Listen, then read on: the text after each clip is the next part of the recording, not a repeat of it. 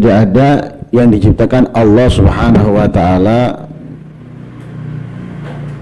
di alam semesta ini, baik dari benda mati, hewan dan tumbuhan, kecuali terdapat di dalamnya hikmah untuk secara globalnya.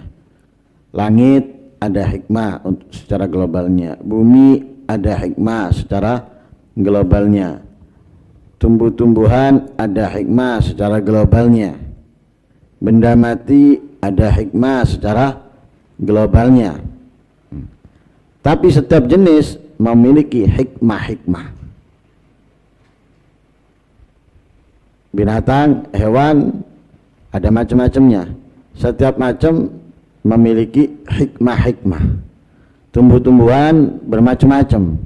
Setiap tumbuhan memiliki hikmah-hikmah yang berbeda satu dengan yang lainnya. Intinya tidak ada yang diciptakan oleh Allah Subhanahu wa ta'ala di alam semesta ini hanya untuk sekedar ada atau hanya mainan. Nggak ada. Semua diciptakan oleh Allah ada fungsinya, ada hikmahnya, ada faedahnya, ada manfaatnya. Apapun itu, besar ataupun kecil, besar ataupun kecil, semua ada faedahnya, semua ada manfaatnya, semua ada hikmahnya. Karena itu Allah Subhanahu wa ta'ala berfirman di dalam ayat Al-Quran, wa ma khalaqnas samawati wal arda wa ma bainahuma la'ibin. Aku tidak menciptakan langit-langit dan bumi dan semua yang ada di antara langit-langit dan bumi la'ibin, hanya sekedar mainan. Seperti anak main video game misalnya, dia kepingin buat ini, buat apa? Wis pokoknya nggak kita. Atau hanya untuk sekedar punya, enggak ada. Allah menciptakan bukan untuk mainan atau sia-sia. Ma khalaqnahuma illa bil haq. Apa yang aku ciptakan, langit-langit, bumi-bumi, dan di antara keduanya illa bil haq, kecuali ada tujuan, ada manfaat, ada gunanya. Bukan kosong, tanpa hikmah, tanpa manfaat, enggak. Ada manfaatnya, ada hikmah. Tergantung kita mau mengetahui atau tidak. Kalau kita mengetahui, kita buka pikiran kita, baru kita bisa mengetahui. Oh ternyata, oh ternyata, oh ternyata.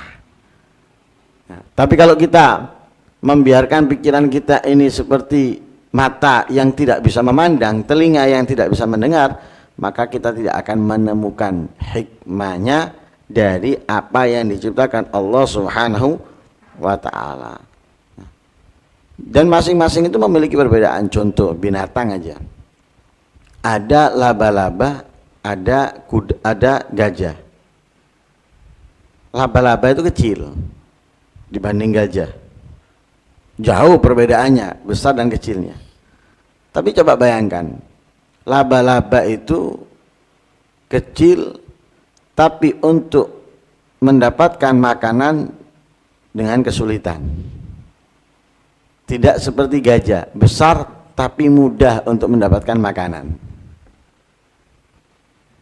Besar gajah, gede, tapi untuk mendapatkan makanan gampang. Dia bisa makan apa? Tumbuh-tumbuhan yang ada, atau buah-buahan yang ada. Tapi laba-laba nunggu apa? Nunggu ada yang terjebak di apa? Jaringnya. Hah? Itu pun belum tentu dia dapat, kecuali dengan apa?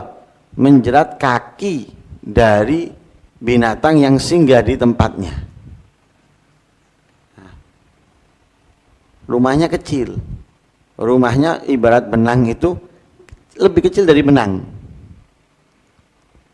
Tapi ada lem yang lebih kuat dari ada yang lainnya. Sehingga ketika binatang masuk akan terkena lem tersebut, nggak bisa bergerak.